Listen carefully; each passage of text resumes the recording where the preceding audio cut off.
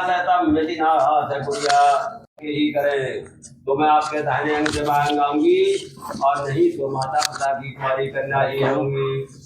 ये पहला वचन है कन्या का है? गोद में रख लो। ऐसे रख दे। दूसरा वचन है हव प्रदान पग्रम पूज्या बा मांग मया कन्या वचनम द्वितीयम। दूसरे वचन में कन्या कहती है कि हे पति, किसी भी होम करो, यज्ञ करो, देवताओं का पूजन करो, अर्थात पितरों का भी श्राद्ध करो। जैसे कनागत वगैरह करते हैं, अम्बावस करते हैं, पितरों का श्राद्ध करो, देवताओं का पूजन करो। उसमें भी करने से पहले मेरी सलाह ले लें कि ये कार्य कब करना है और कितना इसमें खर्च करना है, और मुझे साथ में लेकर के ही करें तो मैं आपके दाहिने अंग से बाएं अंग आऊंगी, नहीं तो माता पिता की कुंवारी कन्या ही रहूंगी। उसके बाद तीसरा वचन फिर कहती है कन्या कि बड़ोदयम कुर्यात् पशूनाम पालनम चा बा मांग मयाम तदा कन्या वचनम तृतीयम।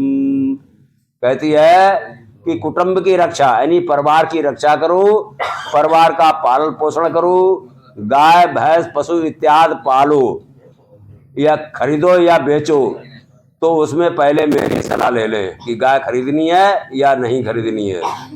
क्योंकि तुमने अपनी इच्छा से गाय खरीदी और किसी काम से आप बाहर चले गए तो उस गाय को कौन पालेगा, कौन खिलाएगा। इसलिए दोनों की सलाह से ही काम करना चाहिए। इनकी सलाह है तो खरीदो, ना मत खरीदो। और तो मैं आपके दाहिने अंग से बाएं अंग आऊंगी, नहीं तो माता पिता की कुंवारी कन्या ही रहूंगी। और चौथे वचन में कहती है कि आव्यो धान धन का नाम ग्रहिताम बा मांग मयाम कन्या वचनम चतुर्थकम। चौथे वचन में कन्या कहती है कि हे पति, धन धान का लाभ खर्च करो, यानी धन कमा करके लाओ और मेरे हाथ पर रखो, मुझे बता करके ही खर्च करो। और किसी के घर रखा है तो भी मुझे पता होना चाहिए, बैंक में रखा है तो भी मुझे पता होना चाहिए, अर्थात बैंक में ज्वाइंट खाता होना चाहिए, पता होना चाहिए कहाँ धन रखा है, ताकि आप अगर कहीं बाहर हैं और मुझे जरूरत पड़े उस पैसे की तो मैं लेकर के उसे खर्च कर लूँ। पांचवें वचन में कन्या कहती है कि देवालय राम तड़ा कूपम बापी विद्यात पूजता बा मांग कन्या वचनम पंचमम। पांचवें वचन में कन्या कहती है कि हे पति, भगवान का मंदिर, कुआं, तालाब, बगीचा इत्यादि जो कुछ भी बनवाना है और एक से लेकर के अरब खरब तक जो कुछ भी दान किसी को देना है तो मुझे पहले सलाह करें कि ये कब करना है कार्य और कितना खर्च करना है इसमें, और सब कुछ मुझे मेरी सलाह लेकर के और मुझे साथ में लेकर के ही करें। जैसे कि आज दोनों साथ में ग्रंथ बंधन करके पूजा कर रहे हैं, ऐसे ही ग्रंथ बंधन करके जितने भी भगवान की कथा है, रामायण है, कोई भी पूजन है, दान है, इसी तरह से पूजन करें और दान करें। और देशांतरे वा चपुरांतरे वा विद्यात क्रय विक्रय उत्तमम बा मांग कन्या वचनम खष्टम। छठे वचन में कन्या कहती है कि हे पति, देश विदेश में क्रय विक्रय करके चाहे बिजनेस करो, खेती करो या सर्विस करो, धन पैदा करो और परिवार का पालन पोषण अच्छे ढंग से करो तो मैं आपके दाहिने अंग से बाएं अंग आऊंगी, नहीं तो माता पिता की कुंवारी कन्या ही रहूंगी। और सातवां वचन फिर कहती है कन्या न सेवनिया यदि पार किया तो अभवोद भवानी कामनी त बा मांग मया तदा कन्या वचनम सप्तमम। कहती है कि हे पति, मेरे अलावा पत्नी रूप में किसी को नहीं देखेंगे, मुझे देखेंगे। अगर छोटी है तो बहन के रूप में या लड़की के रूप में देखेंगे, बड़ी है तो माता के रूप में देखेंगे, और पत्नी रूप में देखेंगे तो आज से केवल मुझे ही देखेंगे। और कहती है कि हे पति, अगर किसी समय आपकी आज्ञा भंग हो जाए, नहीं आपके कहने का कार्य ना कर सकूं, तो उस समय धीरज रखें। जहाँ पर की 7 सखियां बैठी हों या फिर हम बाजार हाट में हो, कोई भूल हमसे हो जाए तो उस समय मेरी बेइज्जती ना करें, उस समय मुझसे कुछ भी ना कहें। यानी सात सखियों को साथ में या बाजार हाट में मेरी बेइज्जती ना करें, उस समय मुझसे कुछ भी ना कहें, और घर पर आकर के चाहे कुछ भी कह ले, सात सखियों में मेरी बेइज्जती ना करें, बाजार हाट में मेरी बेइज्जती ना करें। तो ये 7 वचन मांग करके कन्या बाएं अंग चल दी। तो वर महोदय ने रोक दिया कि हे प्रिय, तुमने 7 वचन मांगे हैं, मेरे लिए तुम 5 ही वचन दो। तो यहाँ पर वर महोदय भी 5 वचन मांग रहे हैं, उसे भी सुनो बेटा। उद्याने मदपाने चा पिताग्रह गमनेश्चा अथसन दुराचारी कुटील वस्त्रपति।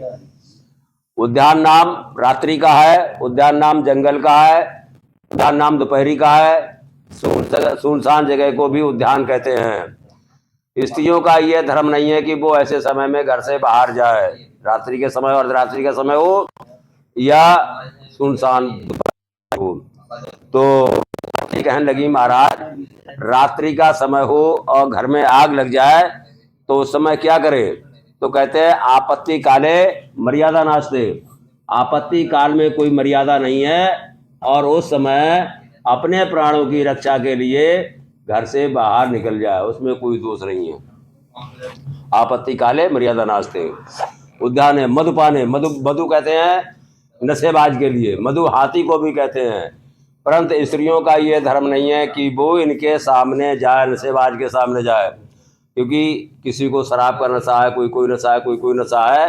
अगर हम उनके सामने पड़ रहे हैं, पता ना उसके मुख से क्या शब्द निकल जाए तो हमारी बेइज्जती हो जाएगी, इसलिए इनके सामने ना जाए। तो पार्वती कहने लगी महाराज ये तो बात सही है, लेकिन गणेश आदि के पूजन में स्त्रियां हाथी का टीका करती हैं, उस समय क्या करे?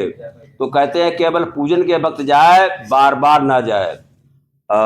उद्याने मदपाने चाहे पिताग्रह, पिता चाहे स्वयं अपने नगर में आकर के ही क्यों ना बस जाए, या हम स्वयं पिता के नगर में जाकर के बसें, परंतु स्त्रियों का ये धर्म नहीं है कि वह पिता के यहाँ पर बिना बुलाए जाए, क्योंकि बिना बुलाए शंकर जी की सती पहली पत्नी सती थी, जो सती गई थी उनका बहुत वहां पर अपमान हुआ, उनके पिता ने भी अपमान किया, उनकी बहनों ने अपमान किया, और अपमान के कारण वो अपने पिता के हवन कुंड में कूद करके उन्होंने अपने प्राणों की आहुति देनी पड़ी, क्योंकि उनके पति का, उनके शंकर जी का अपमान किया उन्होंने।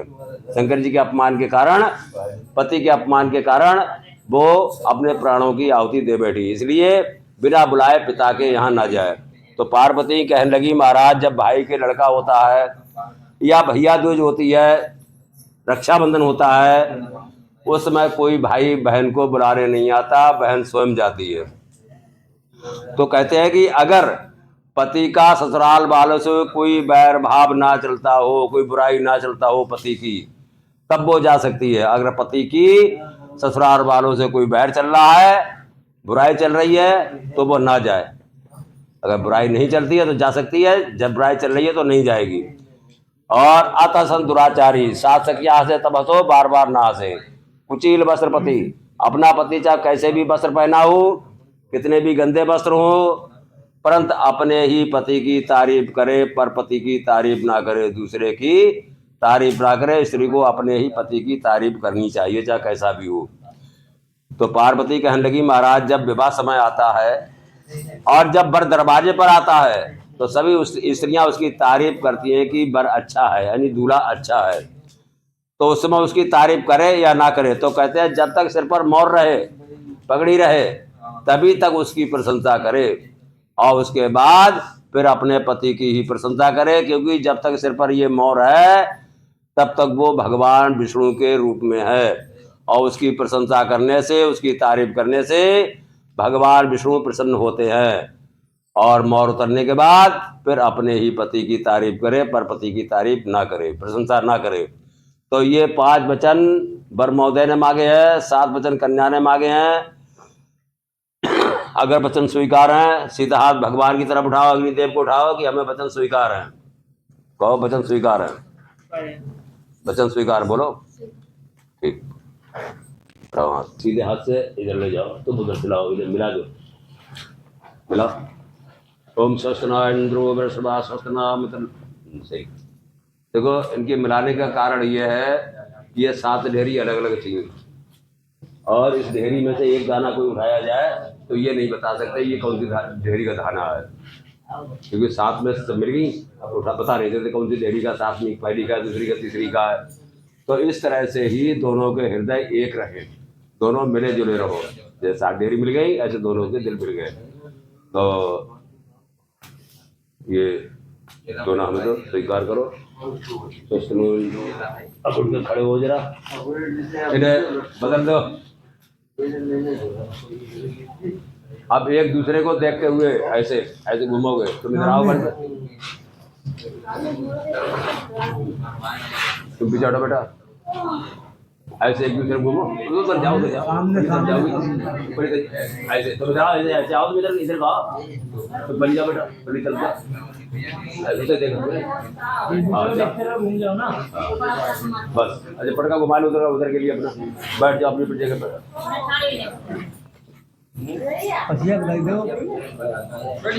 हाँ बैठ जाओ, बैठ जाओ बेटा। वो बुलाओ कन्या को, एक को बस होगी कन्या तू खा ली, करो चंदन सो जा बेटा ना पाया संगी में दे दो राम दे।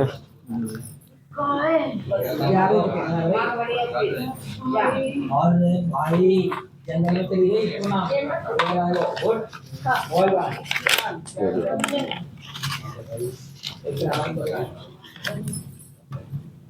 अंगूठी है, अंगूठी अंगूठी अंगूठी अंगूठी पहने निकालो, होने नहीं और हम तो थे। अरे चांदी की अंगूठी है गाँव पर,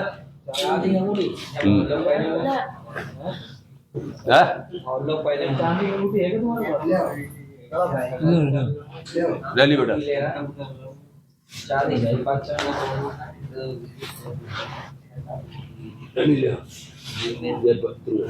तुम जो पहले यहाँ लगा दो,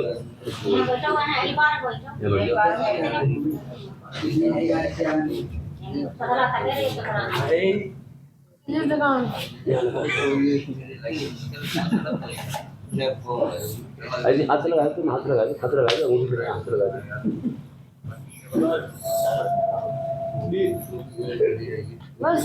एक बार और लगाओ, दो बार लगा, जो उठा लीजिए कहाँ गई, इधर दियो ना, नहीं जाए ना तो माइक है तो तुमने कथा का बोली, ये तो इससे आवाज इसमें आई। हाँ तब तो तुम्हारे दो अब सुनाई देंगे, तब तुम हो गई।